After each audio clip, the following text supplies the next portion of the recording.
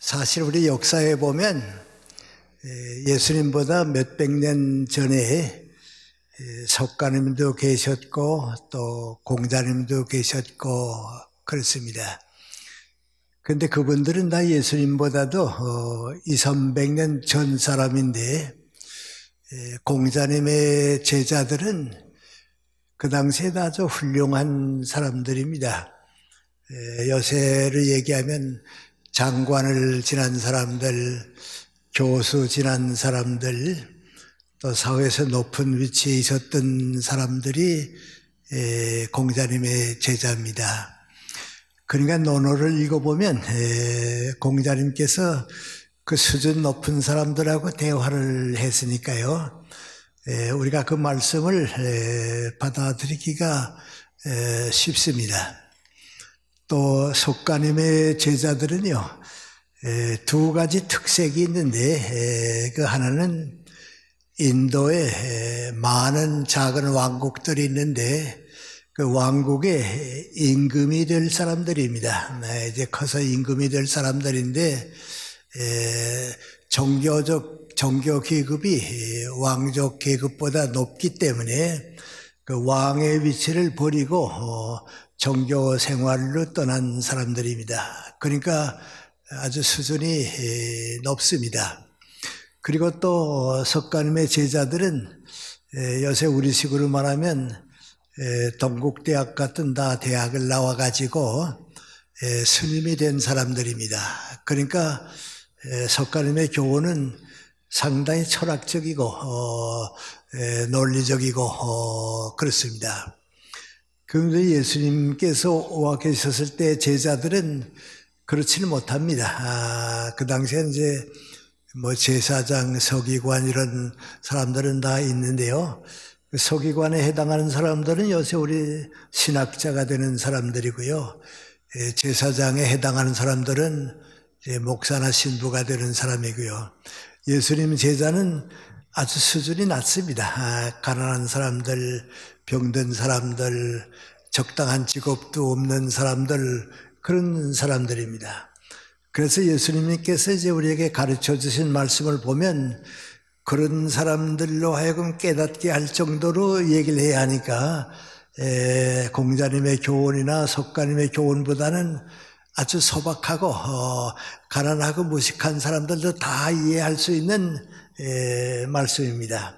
그래서 이제 그러한 말씀을 높은 위치에 있는 현대인들까지도 이제 받아들일 수 있을 때에 우리가 성경 말씀을 올바로 이해할 수 있고 그럽니다. 그런데 이제 예수님의 그런 말씀을 사도 바울 선생이 좀 높은 위치에 끌어들였고요. 그걸 또 이제 현대인들은 우리 사회에서 살 수 있게 받아들여야 하고 그렇습니다. 그런데 오늘 성경 읽은 말씀 주셨는데요.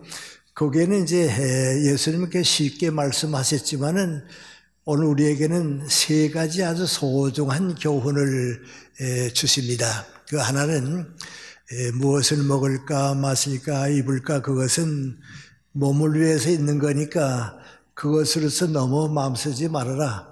그것이 인생의 전부도 아니고 목적도 아니고 그렇게 살지는 말아라. 그게 첫째 교훈입니다. 그 다음 두 번째는 내 인격과 내 인생을 소중하게 키울 줄 알아라. 그것이 소유를 위해서 사는 것보다는 더 중하다. 그리고 마지막 단계는 그런 인격을 가지고 너희들이 해야 할 일이 무엇인가, 무엇을 위해서 살아야 할 것인가, 이제 그걸 가르쳐 주시는 겁니다. 그 예수님의 말씀은 아주 평범한 말씀이지만은 우리 모든 사람이 가지고 있는 문제에 대해서 해답을 줘야 합니다. 그 해답을 주는 게 묘하니 사람은 무엇을 위해서 어떻게 살아야 하느냐 하는 문제는 우리 모든 사람이 가진 문제입니다. 거기에 대한 해답을 주는 겁니다. 여기 오기 전 우리 목사님들하고 그저 간단히 얘기했는데 왜 스님들이 쓴 책은 베스트셀러가 돼서 많은 사람들이 읽는데 목사님이나 신부님들이 쓴 책은 베스트셀러가 없습니다. 많이 읽지 않습니다. 왜 그렇게 됐는가 그런데요. 이유가 있습니다. 스님들은 인생을 얘기합니다. 우리 모든 사람들이 무엇을 위해서 어떻게 살 것인가 하는 걸 가르쳐 주려고 노력합니다. 그런데 우리 목사님들이나 신부님들은 교리만 자꾸 얘기하니까 그건 교회 안에서만 중요하지 바깥 사람들은 관심이 적습니다. 그럼 예수님은 어떻게 사셨는가? 예수님은 교리를 가르친 길은 없습니다. 그건 우리가 하는 일이고 목사님이나 신부님들이 하는 일이지 예수님은 인생을 얘기했습니다. 그래서 예수님에게서 우리가 얻을 수 있는 제일 큰 해답이 하나 있는데 그 명관이 사람은 무엇을 위해서 어떻게 살아야 하는가 거기에 대한 해답을 얻을 수 있어야 합니다. 오늘 내가 이제 말씀드린 걸 통해서요 그런 예수님의 말씀을 우리가 받아들일 수 있으면 그것은 예수님의 뜻을 우리가 올바로 받아들이는 것 가운데 하나다 하는 생각을 할 것으로 압니다.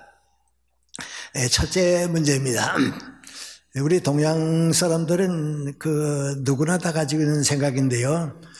사람은 빈손으로 왔다가 빈손으로 간다. 그 얘기입니다.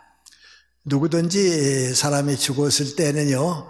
그 앞에 가서 하는 생각이 맹고하니 태어날 때도 빈손으로 오더니 갈 때도 빈손으로 가는구나.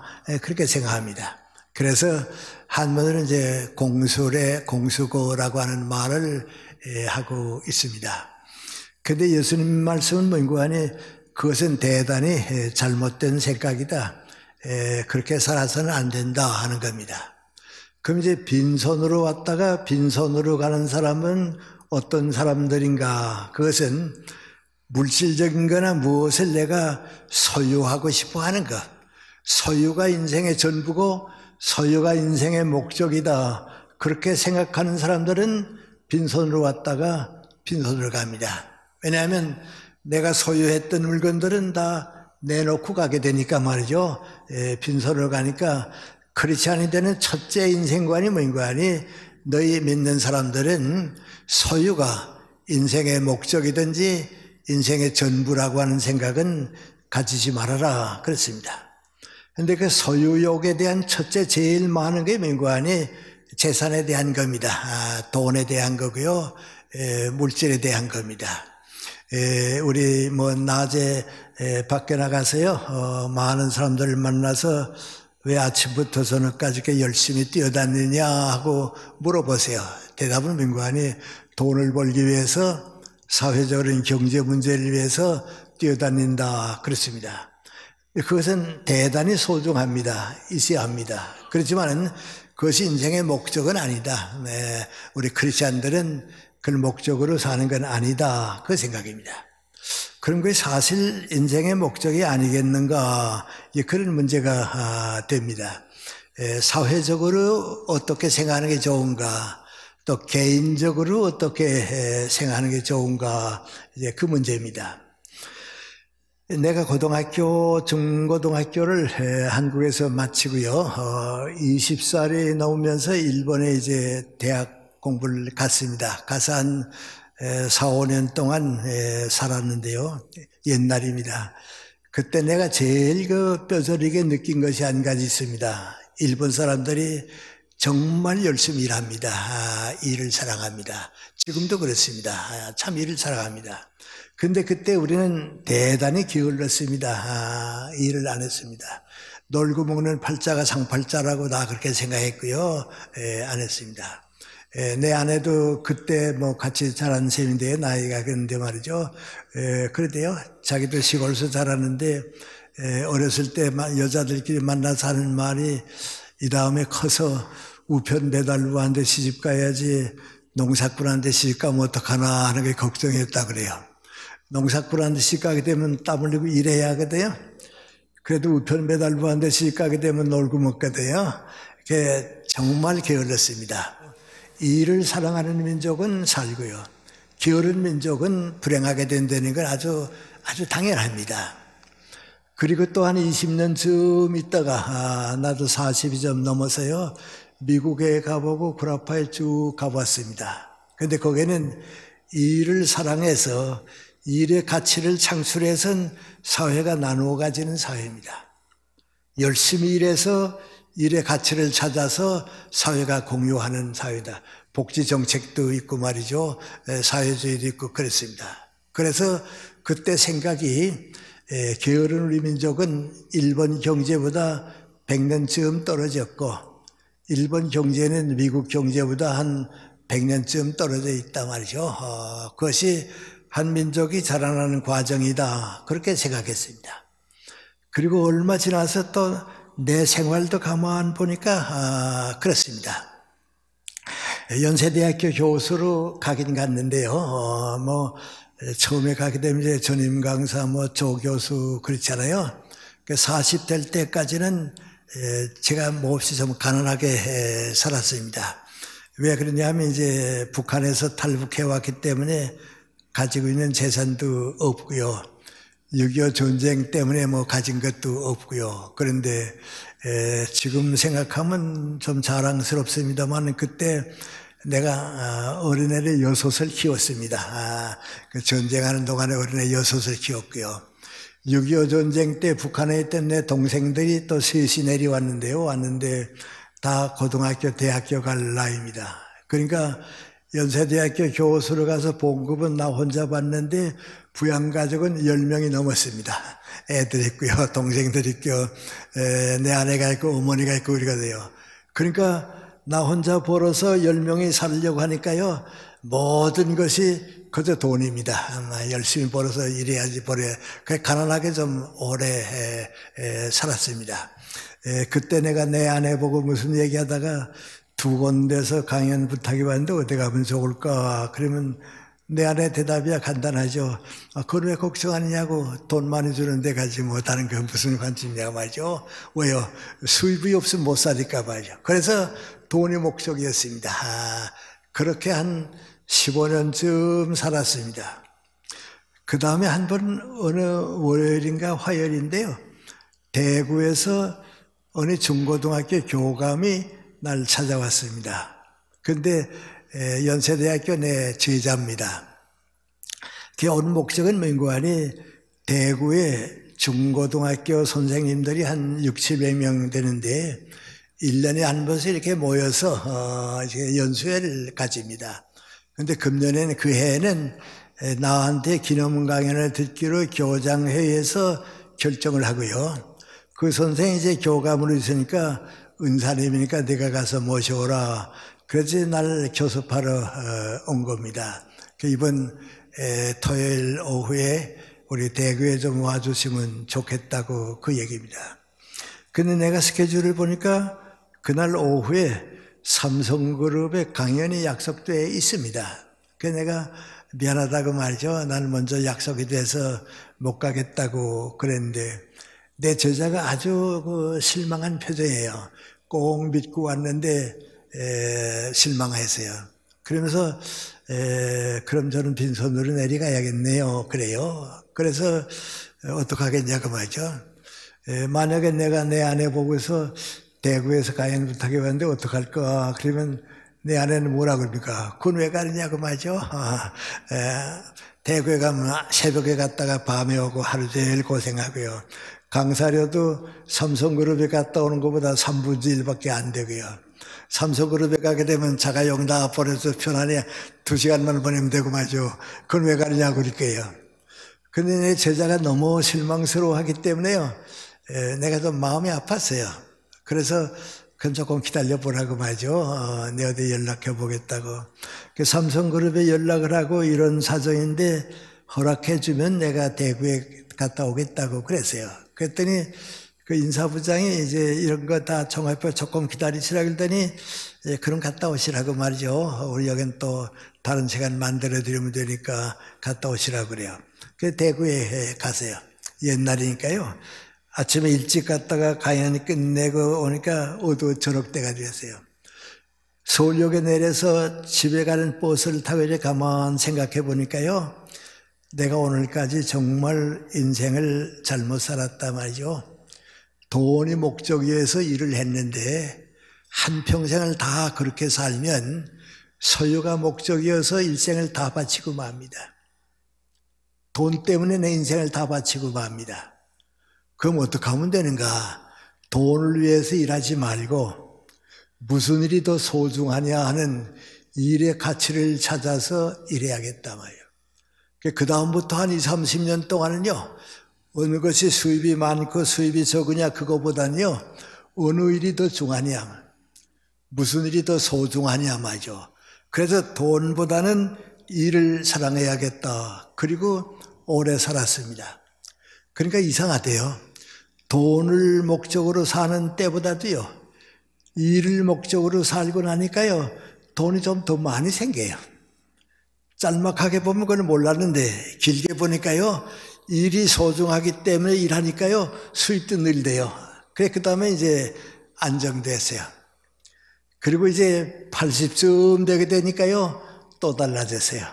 그래서 민구안이 하나님께서 나한테 여러 가지 경제적 수입을 주시는데 어떻게 사는 것이 가장 좋은 거냐? 나를 위해서는 적게 가지고 많은 사람에게 많이 베푸는 사람이 주님의 뜻대로 사는 거다 말이죠. 부자는 누구냐? 돈 많이 가진 사람이 아니고 많이 주는 사람이 부자입니다. 이 다음에 여러분 가운데 좀 이게 부자 되는 분이 있을지 모르겠는데요. 끝까지 돈 많이 내가 가지겠다고 하는 사람은 빈손으로 갑니다. 많은 것을 주고 가는 사람은 진짜 부자입니다. 지금은 좀 생각이 달라졌습니다. 그 모임관이 나를 위해서는 적게 가지고 사회를 위해서는 많이 주는 것, 그것이 내 인생입니다. 그럼 여러분 어떻게 생각하세요? 사회가 성장하는 것도 그렇고요, 개인이 가볍게 사는 것도 그렇습니다. 가난할 때는 돈이 목적이어서 일할 수가 있어요. 그러나 철들게 되면 돈을 따라가는 사람은 빈손으로 갑니다. 일을 사랑하는 사람은 행복하게 삽니다. 많은 재산을 줄 줄 아는 사람은 영광스럽게 삽니다. 하늘나라가 그렇게 해서 이루어지게 되는 겁니다. 그래서 여러분한테 미안한 얘기입니다만 작년에 내가 어디서 상을 좀 받았습니다. 그 돈이 좀 생겼습니다. 그런데 그 돈은 내가 번 돈이 아닙니다. 밖에서 들어온 돈입니다. 우리 신앙적으로 말하면 주님께서 맡겨주신 돈입니다. 그러니까 내가 가질 수도 없고요, 내 아들, 딸들에게 줄 수도 없습니다. 그런데 내가 그 돈을 관리하려고 하니까요, 자꾸 마음을 써야 합니다. 이걸 어떻게 쓸까 하다가 세브란스 병원 같은 데 갖다 맡길까 아니면 장학재단에 갖다 둘까 하다가 그 뭐 다 찾고 그러니까 좀 힘들어요. 그 내 사랑하는 제자들 며칠 골라가지고 있어요. 나한테 이 돈이 생겼는데 이거 내가 가지거나 내 가정을 위해서는 쓸 수가 없으니까 당신네들이 좀 맡아서 사회를 위해서 가장 가볍게 쓰는 것이 어떻게 쓰는 것인가 좀 연구해서 나 대신 좀 써달라고 말이죠. 그리고 내 제자들은 다 대학에 정년퇴직한 사람이니까 시간에 여유가 있거든요. 그래서 이렇게 다 맡겼어요. 다 맡기고 나니까 나는 편안해졌거든요. 또 나는 나 할 일 하면 되니까 말이죠. 그런데 그것이 인간이 소유를 위해서 살지 않는 길이 그렇게 돼 있는 거예요. 그렇게 됨으로써 내가 행복해지고요, 우리 사회가 행복해지게 돼 있어요. 그럼 예수님의 말씀이 그 소유를 위해서 살지 말아라 하는 것은 지극히 당연한 거예요. 그럼 우리가 실천하면 되는 거예요. 그렇게 되게 되면 어떻습니까? 그렇게 되면 나도 행복해집니다. 우리 모두가 잘 살게 되면 나도 잘 살게 되는 겁니다.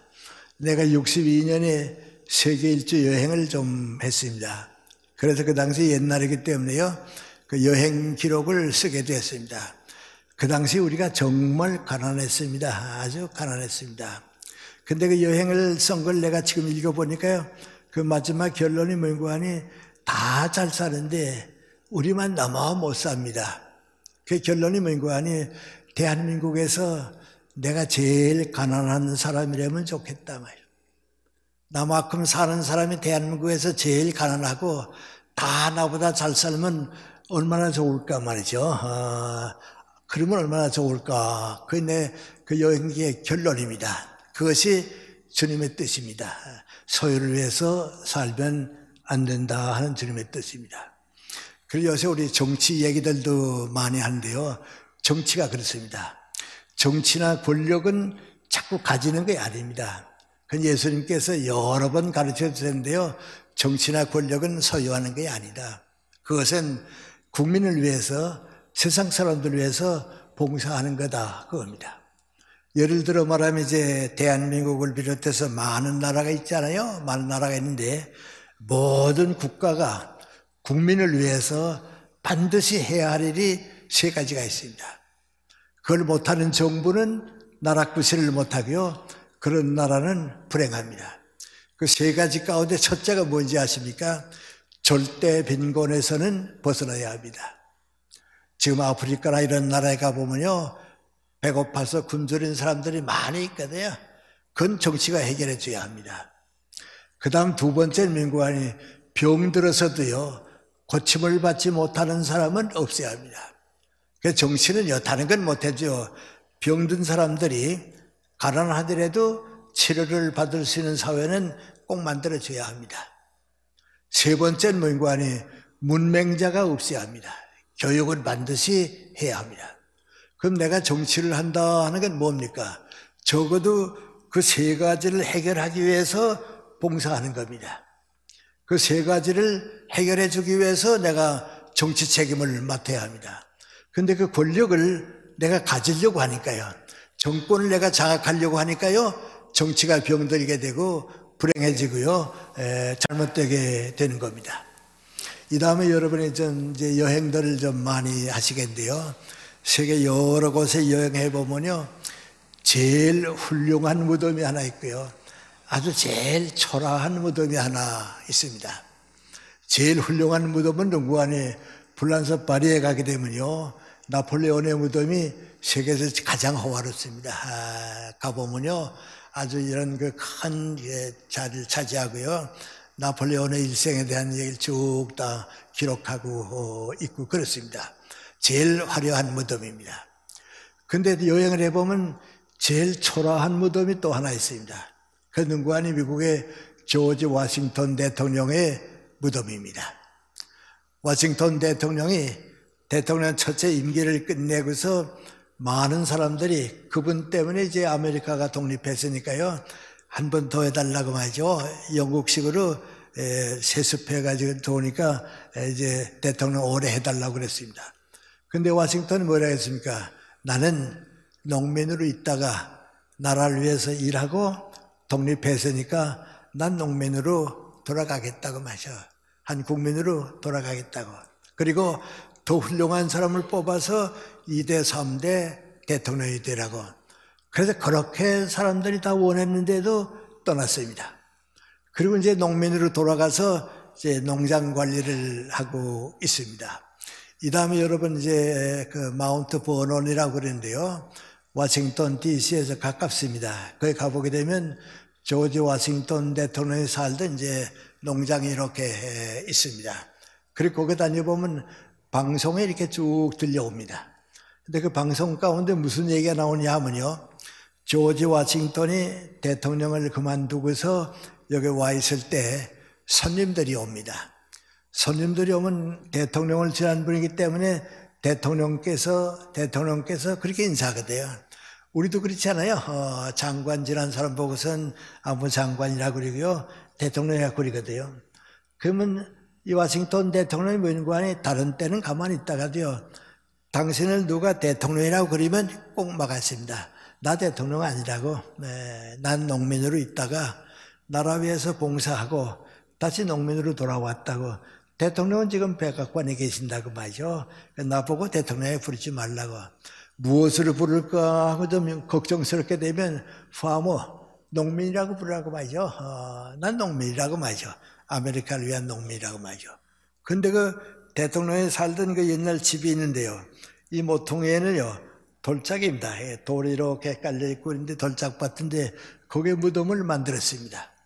그 가보면요, 군인 두 사람이 이제 초대 대통령이니까 무덤을 초소를 지키고 있고 그렇습니다. 그게 무덤입니다.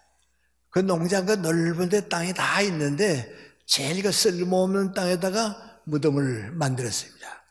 그래서 미국에서는요, 영국 전통입니다. 영국 전통이기 때문에 조지 워싱턴 대통령은 세상 떠나게 되면 국회의사당에 무덤을 만드는 것이 당연합니다. 이 다음에 여러분 런던에 가보면요, 웨스트민스터 애비라고 예배당 있죠, 교회당 있죠. 그 지하실에는 젊은 왕족들의 무덤입니다. 그리고 성 바울 기념교회가 있습니다. 그건 평민교회입니다. 그 지하실에 가보게 되면 영국을 위해서 업적에 있는 민간인들이 있습니다. 닐슨 장군도 거기에 있고 말이죠. 그렇습니다. 그런데 조지 워싱턴이 세상 떠나게 되면 반드시 국회의사당에 올 걸로 되어 있는데 대통령이 유언했습니다. 내 무덤은 절대로 내가 원하는 데 있지 옮기지 말라고 말이에요. 몇 번 그걸 옮기려고 하다가도요, 대통령이 꼭 원했으니까 옮기질 않고 있습니다. 그게 제일 초라한 무덤입니다. 그런데 우리가 두 사람을 볼 때 어떻게 봅니까? 아마 내가 평하는 것보다도 더 좋은 평이 하나 있을 텐데요. 불란서에 가게 되면요, 오기스트 공트라고 하는 사회과학자가 있습니다. 그 사람 아주 세계적인 근대 과학의 사회과학의 아버지라고 부르는 사람인데요. 그 사람이 뭐라고 얘기했냐면요, 이렇게 얘기했습니다. 우리 카렌다 역세를 만들잖아요. 만드는데 거기에 이제 1월, 2월, 3월, 4월 이렇게 만들지 말고, 예를 들어 말하면 이제 젠나가 태어난 달은 의료의 달을 하고서 말이죠. 셰익스피어가 태어난 달은 문학의 달하고 말이죠. 그 한 달은 문학 행사하고 한 달은 의료 행사하고 그렇게 카렌다를 바꾸자 그랬습니다. 근데 그 사람이 뭐라 했는 거 아니? 다 훌륭한 사람만 하면 안 되고 이런 사람이 다시 태어나면 안 된다 하는 사람도 있어야 한다고 말이죠. 두 사람 뽑아왔습니다. 하나는 로마의 네로 같은 사람은 태어나면 안 된다고 말이죠. 네로가 태어난 달은 뭔고 아니? 이런 사람은 절대로 태어나면 안 된다 말이에요. 그 다음 또 한 사람은 누구 아니? 불란서 학자인데 나폴레온입니다. 이런 사람이 또 태어나면 안 된다고 말이죠. 전쟁만 일으키고요, 정권을 소유하고요, 기분 나쁘면 전쟁하고요, 나쁜 사람이라 그랬습니다. 그런데 여러분 조지 워싱턴하고 나폴레온하고 비교하면 누구 업적이 역사에 남았습니까? 조지 워싱턴이 남았습니다. 그건 나라 위해서 봉사한 사람입니다. 나폴레온은 권력을 장악한 사람입니다. 권력을 장악한 사람은 빈손으로가 남기는 거 없습니다. 봉사한 사람의 뜻은 남게 되어 있습니다. 명예도 그렇습니다. 그래서 여러분이 이제부터 긴 인생을 살게 되겠는데요, 소유가 목적이라고 하는 생각은 크리스찬의 생각이 아닙니다. 명예도 그렇습니다. 뭐든지 경제는 많이 주고 사는 거고요. 그리고 정치 권력은 봉사하는 위치고요. 명예는 다른 사람에게 이제 존경을 받는 것이 명예입니다. 그 얘기는 좀 이따 자연히 나오게 되겠습니다. 그 다음에 두 번째 이제 얘기입니다. 소유가 인생의 목적이라고 생각하면 안 된다. 그러면 무엇이 목적이 되겠는가? 내 인격을 소중히 여길 줄 알아라.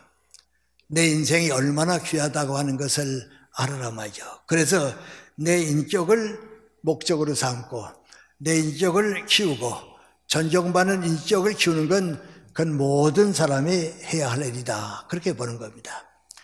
그런데 그것을 우리가 지금 너무 소홀히 여기는 때가 많이 있습니다.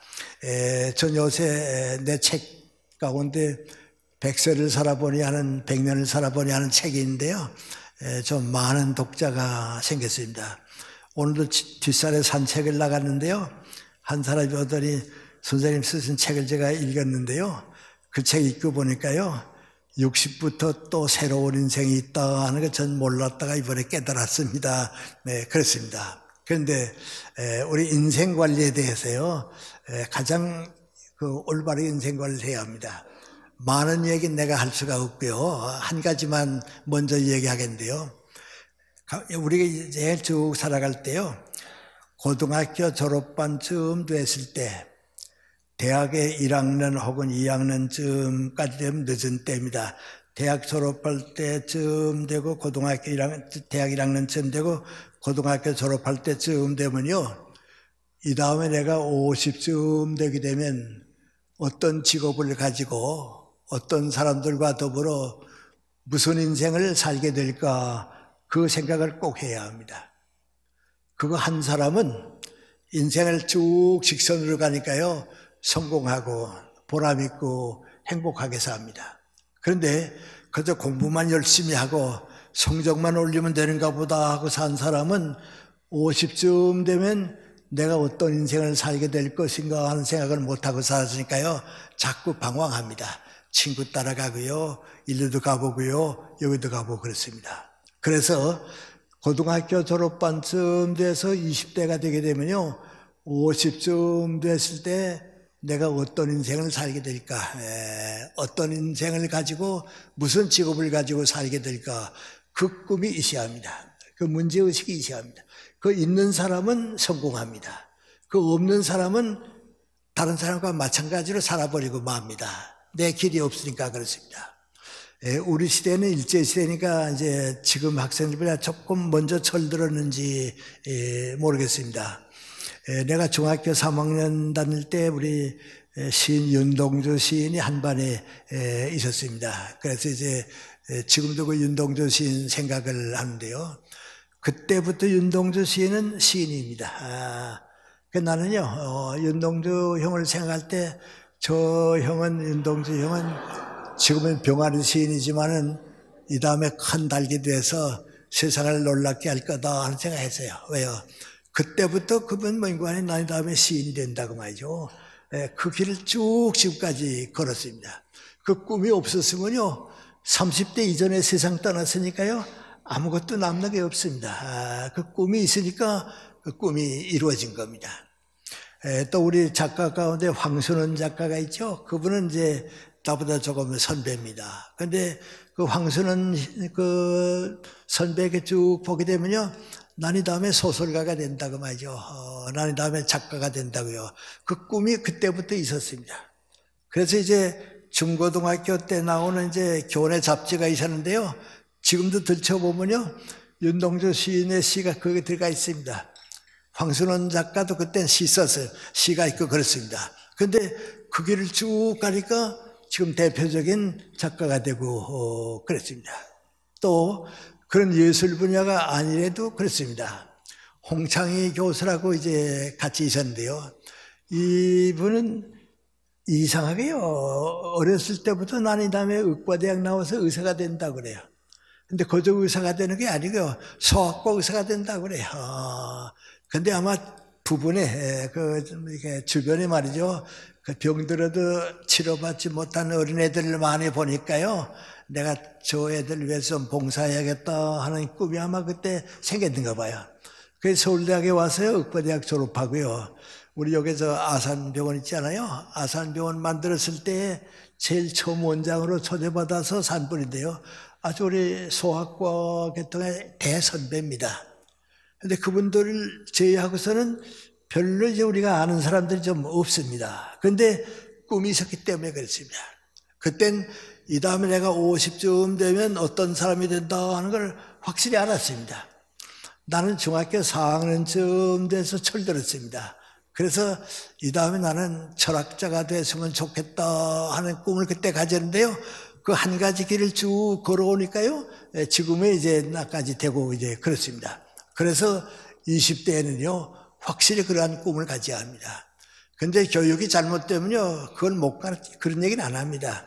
단지 하는 건 미관이 공부 열심히 하고 수능 성적 올라가고 그건데요, 수능 시험 성적 순서대로 세상이 되는 건 아닙니다. 서울대학 가서도 이제 교무처장한테 물어보게 되면요, 입학할 때 학생들 성적은 졸업할 때 내려가고요, 입학할 때 성적이 떨어졌던 학생들이 대학원까지 올라간다고 말이죠. 왜냐하면 50쯤 됐을 때 꿈을 가진 겁니다. 그게 우리 자기를 키우는 것 가운데 하나입니다. 그 다음에 이제 여러분하고는 지금 이렇게 직접 관계는 없는데요, 그래도 누군가가 한 번 얘기는 해줘야겠으니까 제가 먼저 얘기하는 셈입니다만요. 인생은요, 두 단계가 있습니다. 그런데 그 처음 단계는 내가 지금 말씀드리는 다 같은데요, 제2단계라고 하는 게 있는데 그걸 우리 사회 전체가 생각 안 하고 삽니다. 제가 좀 간단히 얘기해 드릴까요? 40대 초반입니다. 41살, 40살 때 미국 가서 좀 머물렀는데요, 그때 미국 사람들이 인생은 60부터다 그런 얘기들을 많이 하대요. 나는 우리는 60이면 회갑이 돼서 인생이 끝나는데 이 사람들은 60이 돼서 인생을 다시 시작하는가 보다 남의 일같이 생각을 했습니다. 그 다음에 또 한 20년 쭉 지나니까 내가 60대가 됐거든요. 그때 일본에 좀 가보고요. 일본에서 오는 소식을 이렇게 보니까요. 일본 사람들이 다 같이 문제 삼는 게 하나 있는데요. 제2의 인생의 얘기입니다. 그럼 그 제2의 인생이라고 하는 게 뭔가 말이죠. 50대가 끝나서 60쯤 되게 되면요. 아들, 딸들은 다 독립합니다. 그러니까 어머니들은 가정에서 풀려납니다. 남자들은 60대가 되니까요. 직장에서 정년으로 떠나게 됩니다. 그럼 이제 가정에서 해방되고 직장에서 해방되니까요. 사회인으로 다시 태어난 겁니다. 근데 그 60쯤 돼서 사회인으로 다시 태어나게 되는데 그때 나는 이제 늙었으니까 해갑도 되고 그랬으니까 내 인생이 끝났다. 그러면 60에서부터 70, 80, 90까지 올라가는 인생을 잃어버린다 말이죠. 인도 같은 데 가보면 다 잃어버립니다. 근데 선진 국가에 가게 되면 그걸 찾아가지는 겁니다. 그래서 60이 됐을 때에 제 인생을 시작하는 사람들은 70, 80, 90까지의 제2의 인생을 살게 되는데 그거 잃어버리지 말아라 그겁니다. 그럼 그 제2의 인생을 살려고 하게 되면 무슨 일이 필요하냐 하는 얘기를 하는데요. 세 가지입니다. 첫째는 맹구하니 60쯤 됐으면 과거에는 어떻게 살아왔든지 물을 필요가 없고 공부하라 그랬어요. 다시 공부하라고 말이죠. 그래서 공부하는 것과 더불어 내가 새 출발할 수 있으니까 반드시 공부해라. 하고 그 사람은 독서를 많이 하니까요. 독서를 많이 해라. 두 번째는 뭐인고 하니 전에 하고 싶었지만은 취미 활동을 못했는데 내가 하고 싶었던 취미 활동이 있으면 취미 활동을 시작해라. 그겁니다. 뭐든지 좋으니까 취미 활동을 시작해라. 그겁니다. 그런데 그건 선진국가는 다 그렇습니다. 나 몇 달 전에 시내 나갔다가요. 동영상을 하나 봤어요. 그 동영상에 나오는 그림은 뭔고 하니 미국의 한 할머니가 90이 돼서 그림을 그리기 시작했어요. 101살까지 그린 그림인데요. 그게 좋은 그림을 이렇게 쭉 소개를 해줘요. 그걸 이제 쭉 봤는데요. 마지막 101살에 그린 그림도 풍경화인데요. 그렇게 보기 좋아해. 그래서 나 혼자 생각해요. 100살이 돼서 저 그림을 그리는 할머니가 얼마나 행복했을까 말이죠. 60에 끝났다 하게 되면 없은 거죠. 그게 제 인생입니다. 하고 세 번째는 뭐냐 하면요. 무조건 일하라 그랬어요. 60 넘은 다음에는 무조건 일하라 말이야. 노는 사람은 제 인생은 없어지고 말고요. 일하는 사람은 제 인생이 오는데 수입이 있다 없다 뭐 높은 직책이다 낮은 직책이다 그러지 말고 뭐든지 일해라 말이죠. 그렇습니다. 근데 그건 나는 옳을 것 같아요. 이 다음 여러분이 미국 같은 데 가보면요. 역시 우리하고 좀 다르다 하는 건 느껴요. 여러 해 전에 내가 미국 LA에 가서요. 토요일 점심시간에 이제 한국에서 이민 간 좀 나이 많은 사람들하고 앉아서 점심을 먹고 이제 얘기를 하고 있었어요. 그런데 우리 남산에 가면 보성여자 중고등학교가 있죠. 거기 교장을 지냈던 분입니다. 장로님입니다. 그 장로님이 앉아서 얘기하다가 내 옆에 오더니 김 선생님 미안해요. 그래요? 왜요? 그랬더니 나 일하러 갈 시간이 돼서 좀 더 모시고 같이 얘기했으면 좋겠는데 일하러 가야겠다 그 말이죠. 먼저 가야겠다 그래요. 내가 아니 나이도 많으시고요. 연금으로 살 수 있는데 무슨 일을 하세요? 그랬습니다. 그랬더니 그 장로님 얘기가 뭔지 아세요? 미국 와서 쭉 살아보니까요. 노는 사람이 바보예요. 그래. 노는 사람이 바보라. 요새 우리는 이제 정규직이나 비정규직이나 그런 거 가지고 얘기하잖아요. 미국은 그거 없어요. 미국은 다 정규직으로 일하고요. 또 많은 사람들은요, 정규직을 원하지 않아요. 왜냐하면 파트타임으로 아르바이트를 하거든요. 그거만 벌면 되거든요. 그러니까 정규직 갈 필요가 없어요. 내가 그 장로님 보고서 나이 많으니까요. 나이도 많으시고 그런데 무슨 일 하세요? 그랬더니 저같이 늙은 사람이 뭐 일할 게 있나요? 또 영어도 서툴고요. 그래서 내 아내하고 나하고 둘이서 일주일에 나흘 동안 호텔에 가서 2시간 청소해주고 병원에 가서 2시간 청소해주고 그 일하러 간다 그래요. 두 분이 같이 가세요? 그랬더니 같이 간다 그래요. 그 내가 그 돈 벌어서 뭐 하려고 그러세요? 그랬습니다. 그랬더니 1년 반 동안 열심히 벌면 구라파 여행할 수 있고 성지순례 한다고 말이죠. 그 돈 번다고 말이죠. 그래. 근데 그 장로님 말씀이 뭔지 아세요? 미국 와보니까 늙었다고 노는 사람이 바보라고 말이죠. 다 일한다고 말이죠. 일하는 사람이 행복하거든요. 난 세브란스 병원에 이제 자주 가잖아요. 가면 봉사하는 아주머니들 많이 나오지 않았어요? 나 있거든요. 그런데 얘기 들어보면요. 거기 와서 봉사하는 사람들이 집에서 놀고 있는 사람보다는 행복해요. 사회적으로 성장도 하고요. 보람있게 살고 그래요. 그래서 우리가 제2의 인생은 60부터다 그 얘기예요. 그런데 그리고 또 한 20년쯤 지나니까 내가 80세가 되지 않았어요? 내 친구인 안병욱 선생, 김태길 선생이 있는데요. 이분들 다 우리 동갑입니다. 그리고 우리 같은 철학계 교수들이고요. 그 당시 사람들은 다 우리 보고 철학계 삼총 사람이죠. 우리 셋이 이제 같이 일했으니까 철학계 삼총사다 이제 그런데요. 우리가 한 번 만났어요. 만나서 이제 서로 만나는 시간이 없다가 그때 무슨 일이 있어서 이제 만나게 됐어요.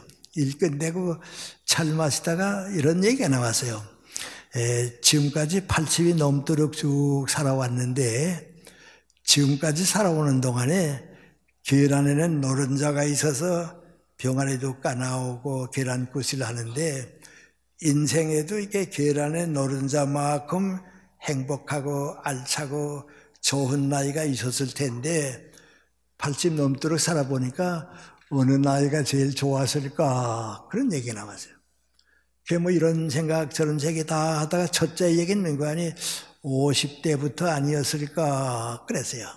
그런데 저 그 50대는 일을 많이 해요. 일을 많이 하는데 인간적으로 좀 성숙은 못했거든요. 사회인으로서 이렇게 성장은 못했거든요. 그러니까 50대는 좀 이르고 60쯤 되니까 내가 나를 믿을 수 있고 지도자의 자격도 갖출 수 있고 내 인생관과 가치관도 확립될 수 있고 60쯤 되니까 내 인생을 내가 살게 되더라 말이죠. 그 아마 60부터가 제일 좋았던 것 같다. 그 다음에 언제까지가 좋았느냐. 60에서 성장을 해서 15년 동안 75세까지는 누구나 다 성장하더라 말이죠. 지식도 그렇고 인격도 그렇고 사회 개념도 다 올라가더라 말이죠. 네, 그래요. 우리 김태길 선생은 89세에 돌아가셨는데요. 마지막 나온 책이 이제 한국인의 가치관인데 76세에 나왔거든요. 그러니까 그때까지는 성장한 거죠. 나도 책을 좀 여러 권 썼는데요. 철학에 대한 학문적인 건 다 70대에 썼거든요. 그러니까 75세까지는 성장하더라 말이죠. 그래서 60에서 75세까지는 성장했으니까 그 해가 그 나이가 아마 제일 행복했다 말이죠. 계란에 노른자와 같이 행복했다. 그 다음에 75세까지 성장한 다음에는 얼마나 연장하느냐 말이죠. 얼마나 연장하느냐. 그런데 우리 주변에서 쭉 보니까요. 김수환 추기경은 87세에 돌아가셨는데요. 86세까지는 쭉 연장했어요. 김태길 교수님은 89세에 돌아가셨는데요. 88세까지 쭉 일했거든요. 안병욱 선생은 93세에 돌아가는데요. 텔레비전에 마지막 나온 거 보니까 92세예요. 그냥 그때까지는 성장한 셈이거든요. 유지한 셈이죠. 그래서 제2의 인생은 60에서 시작해서 75세까지 성장하고 90 될 때까지 연장하고 그게 제2의 인생이다. 그러면 제1의 인생보다도 더 귀하죠. 그걸 잃어버리지 말자 말이죠. 그 생각이에요.